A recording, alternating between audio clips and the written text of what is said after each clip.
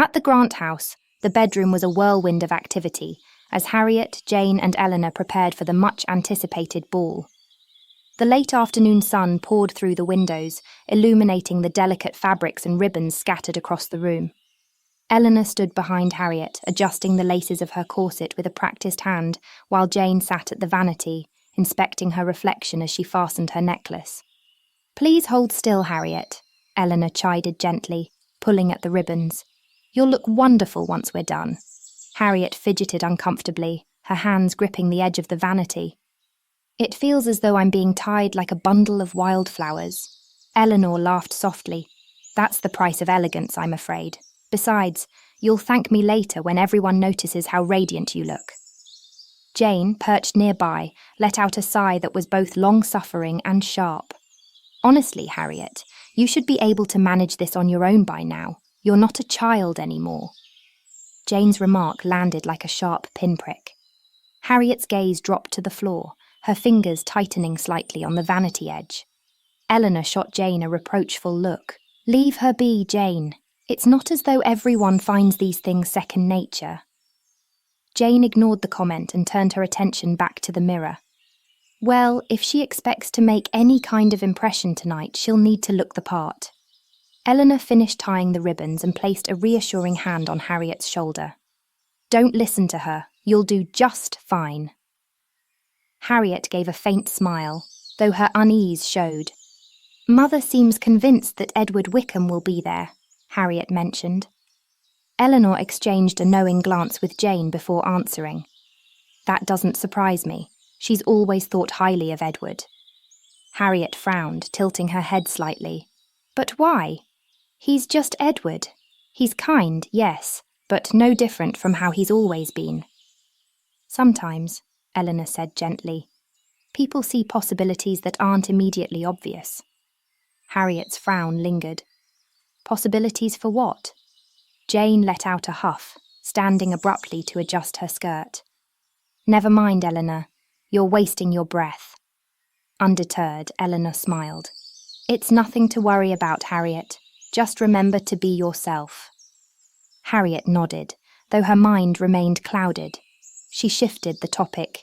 "At least I know Mr. Crawford will be there. He invited us, after all." Eleanor raised her eyebrows slightly. "You seem quite taken with Mr. Crawford." "I wouldn't say taken," Harriet said quickly. "I'm merely curious. He's been very polite to me." Jane smirked, shaking her head. "Curious about Mr. Crawford? How entirely predictable." Eleanor straightened, her hand still adjusting the lavender sprigs in Harriet's hair. "Harriet's curiosity is hardly a crime, Jane. It's only natural to take an interest in someone who showed her kindness." Jane turned to face Eleanor, one eyebrow arched. "Kindness? If politeness is all it takes to pique Harriet's interest, then I dare say she'll be enamoured with half the county by the time the season ends." She laughed wickedly as she left the room. Eleanor sighed helplessly, gently adjusting Harriet's ribbons. "Ignore her, Harriet. Let's finish getting you ready." Harriet gave a faint nod. The Grant family's carriage joined the line approaching the grand estate of the pastor, the scene alive with energy and elegance. Lanterns hung from the trees, their soft, warm glow casting flickering light on the gravel drive. Guests in fine gowns and tailored suits stepped down from their carriages, their voices mingling with the strains of a string quartet playing from within the house. The estate, as they entered, was breathtaking. Crystal chandeliers hung from the high ceilings, scattering light across the polished wooden floors. Garlands of fresh roses and ivy adorned the walls, their fragrance mingling with the warm scent of beeswax candles. The guests, dressed in an array of vibrant silks and delicate laces, moved gracefully through the space, their laughter and conversation filling the rooms. The Grants were greeted first by the pastor himself, a jovial man with a kind smile. "Mrs. Grant," he said warmly, clasping Agnes's hand, "what a delight to see you and your family tonight." Agnes returned his greeting with equal warmth. "Pastor, the pleasure is all ours. Your sermon last week was truly inspired, and I must say these decorations are magnificent." Eleanor and Jane curtsied gracefully, while Harriet offered a polite bow of her head. "It is indeed beautiful," she said quietly, her gaze lingering on the floral arrangements. "Thank you, Miss Grant," the pastor replied with a kindness. Before the conversation could continue, Mr. Crawford stepped forward, his expression smooth and confident. "The Grants," he said, bowing. "A pleasure to see you all again." Though his words were addressed to the group, Harriet felt a flicker of excitement at his presence. She returned his greeting with a polite nod, her hands fidgeting with the folds of her gown. The evening unfolded in a familiar pattern. Eleanor flitted gracefully through the crowd, her laughter light and infectious as she charmed everyone she spoke to. Jane, meanwhile, gravitated toward her old circle of friends, falling easily into the rhythms of gossip and sharp observations. Agnes and Frances shared a brief dance, their steps steady and slow, while Harriet lingered at the edges of the room. She watched the ebb and flow of the crowd, her fingers idly twisting her bracelets as her gaze wandered from one floral arrangement to the next. Occasionally, an acquaintance would pass by with a brief greeting, but none lingered long enough for conversation. Harriet didn't mind. The vibrant displays of dahlias and delphiniums caught her attention more than the conversations buzzing around her. Still, her thoughts occasionally drifted to Mr. Crawford. Would he speak to her again tonight? When it came time to eat, the guests were directed to the dining hall, where long tables stretched across the room, covered in pristine linens. Each place was marked with a name card in elegant script, and the tables were adorned with fresh bouquets and gleaming silver candelabras. The meal was a feast of summer delights: roasted lamb with mint, fresh salads garnished with herbs, and an assortment of delicate summer berry pastries and tarts. Chandeliers cast a warm glow over the scene, illuminating the sparkling glassware and polished silverware. Harriet found her place at the table and tucked her skirt under her as she took her seat.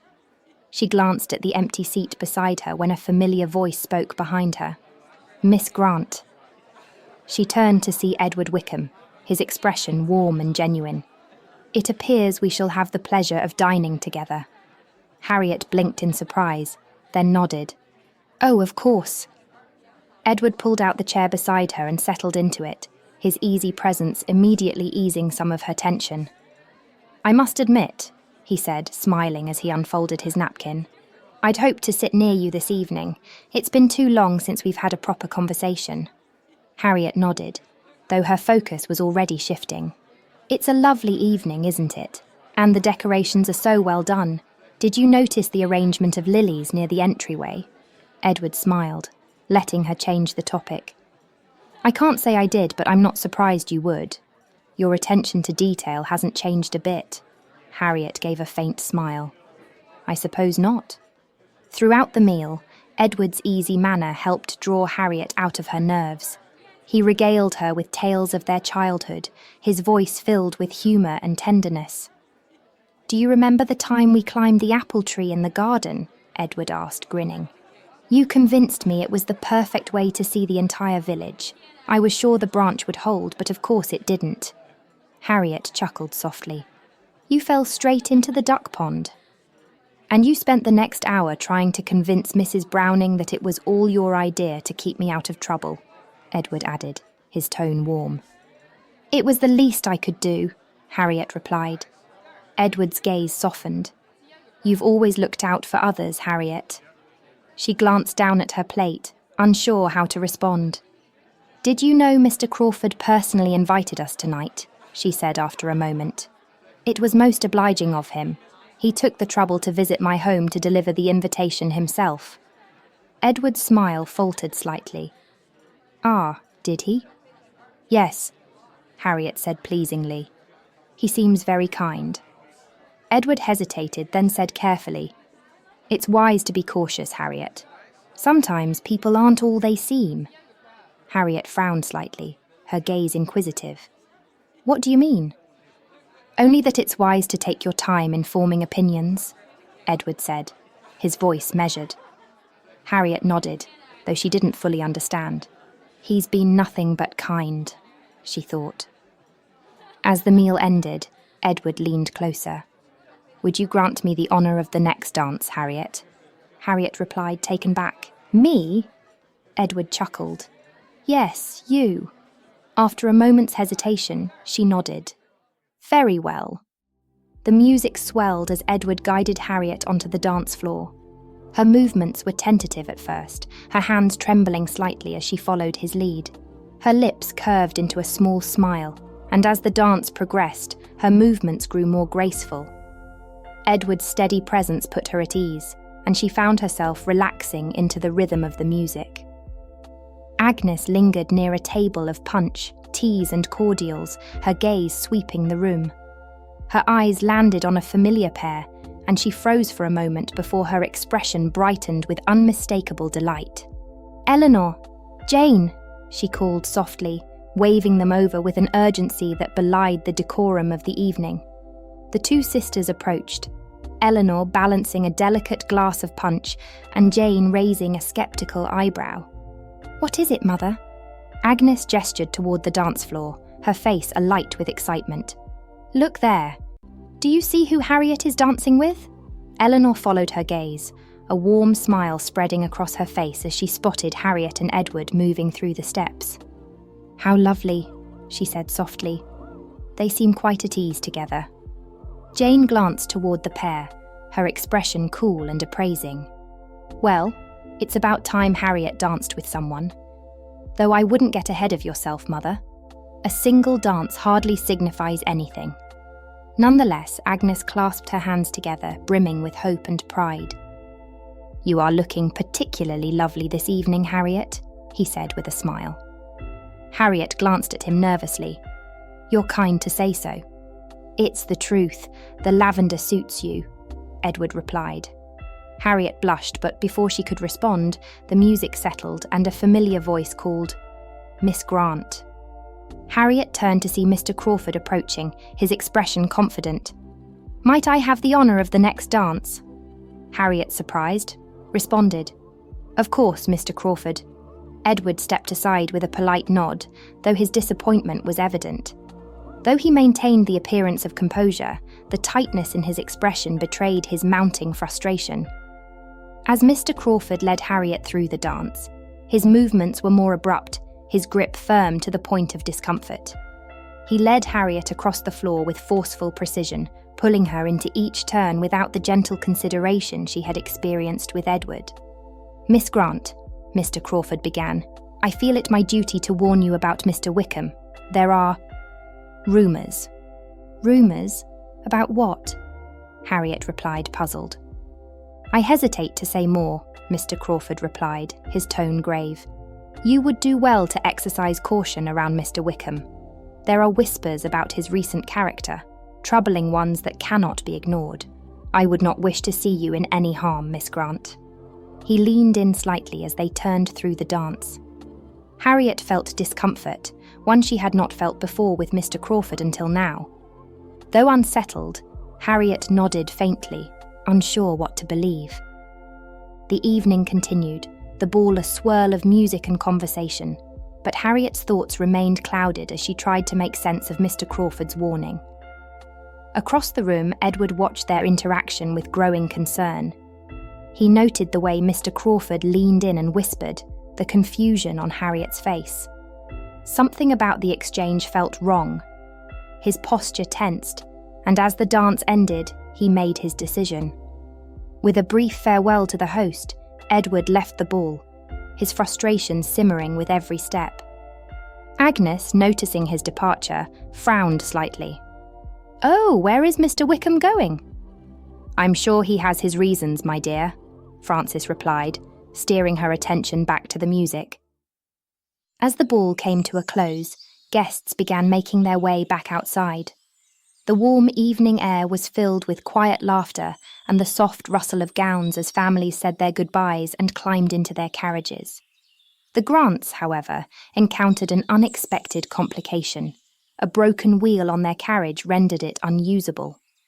Amid the confusion, Mr. Crawford approached. "Allow me to assist," he offered smoothly.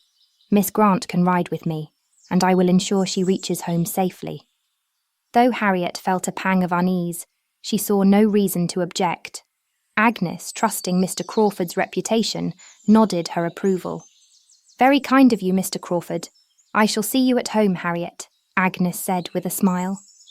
Inside the carriage, silence fell between Harriet and Mr. Crawford. Harriet fidgeted with the beads on her bracelet, her gaze alternating between her hands and the window. "Miss Grant," Mr. Crawford said at last, breaking the quiet, "you danced beautifully this evening." Harriet glanced up at him, taken by surprise. "Oh, thank you, though I must credit Mr. Wickham. He made the first dance easier." Mr. Crawford's smile tightened. "Mr. Wickham again," he murmured. "He does seem to occupy your thoughts." "He's always been a friend," Harriet replied simply. "I'm sure. But as I mentioned earlier, not all friendships are advisable."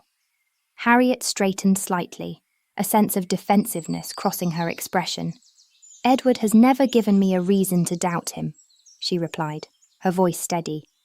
Her astute response surprised even herself, a swell of protectiveness rising in her at the suggestion that Edward's character could be so easily slandered for reasons she could not fathom.